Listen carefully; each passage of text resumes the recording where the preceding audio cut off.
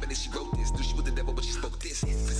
Focus. Now you feeling hopeless and gotta hope this. So some whole shit. Put my city on the map, dog, if you can't tell. That's why my PC more than my URL. Angels in the skies as spies in disguise. He was wise, though his Grammy wasn't televised. But now, well, this my pitch. It's to scratch an itch. Yo, what's good, man? It's your boy FRZY, king of the city, world record holder, Emmy holder, soon to be Grammy holder. You know how we do, man. We working hard out here. Man, growing up in this city, being an artist in this city, being part of the music scene in this city, it's everything, man. You know, we got a tight community. It's like a loud cave, if that makes sense, right? The echoes span through. For me, it's real important to hold my city on my shoulders, to represent it right, to bring honor to the city. That's the biggest thing for me, I think. Making sure that every city outside feels that, understands that when you come into the still city, we still here. We not going nowhere. That's the whole point. That we're bigger than just the sports teams and the food. Don't get me wrong, I fuck up the food, but we're more than that. This is hip hop, this is music. You know, we've had legends come from the city, from jazz and dancing, right? Singing in the rain, to now singing on top of the mountaintop. You know, I've had so many journeys in this city, right?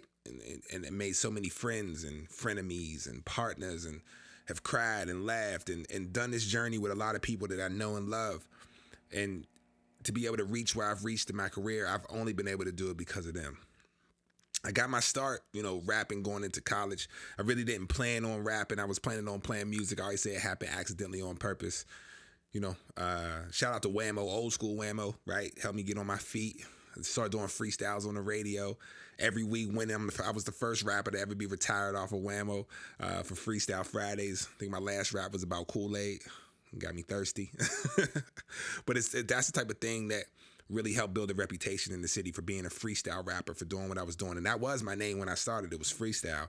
And then, you know, once I signed to the label, freestyle was such a common word. They were like, yo, you got to change it. And my nickname, you know, my AKA was FRZY, which I kind of took from Swiss Beats. He used to go Swizzy. So I would say FRZY, but now I spell it unique, FRZY. And now the name that goes to that face is on a mural. You know what I mean? It's kind of crazy to think about that. That name that used to be freestyle that's now FRZY is on a day, has its own holiday. It's kind of nuts. And the city has shown me so much love, a city that they said wouldn't do it. Now I'm in love with them and they're in love with me back. And that's what it's all about.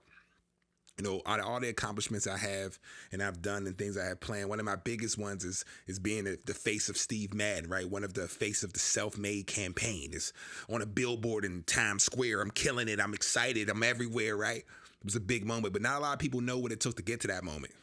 That's the funny thing. Not a lot of people know what it took to get there. And I remember when I got the opportunity, shout out to Nancy, Steve Madden's personal assistant.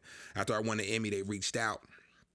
I had lunch with her separately, and they had set up a meeting for me to come down to the headquarters in Manhattan and meet with the team to talk about what was next, the plans that we could do to be part of this self-made campaign. So we had set the date, right? It was perfect. I'm back in Pittsburgh. They're in New York, of course.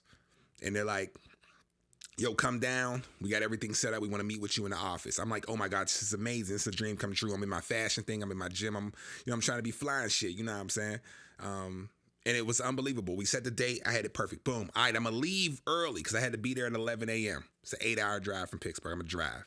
I'm going to leave early. Weather says smooth, right? I'm like, actually, I'm going to leave extra early so I can get there on time. You know what I mean? When you early on time.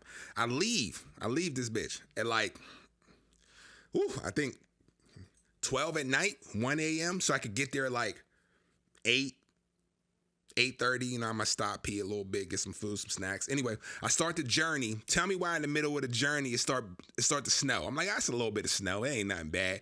This motherfucker was a blizzard. It was a blizzard. Like, what you mean? You would think that Jesus or God was scratching his head and had dandruff. It was all over the place, to the point where the GPS now says I'm going to have a 5-hour delay to New York City. What the fuck? What?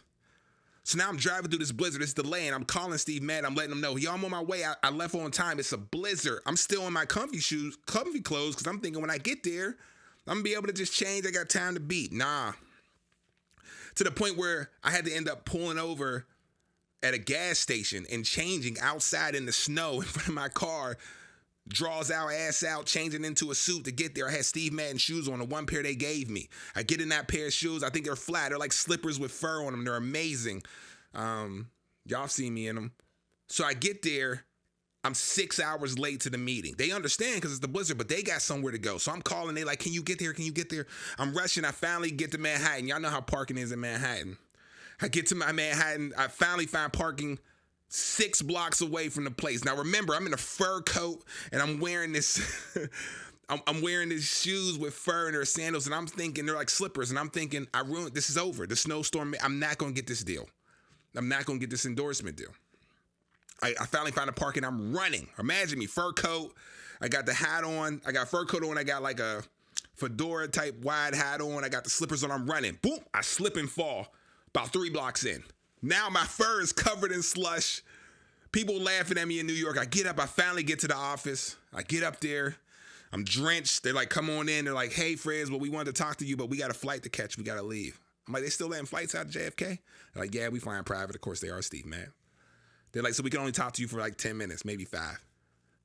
All that journey. I'm on the road. Man, think about this. Extra 5 hours on 8 hours. I'm on the road for over 12 hours for 10 minutes. We talk a little bit about it. They're like, all right, well, we'll let you know when we get back. I'm crushed. I'm like, it's over. It's done. This opportunity's out the window.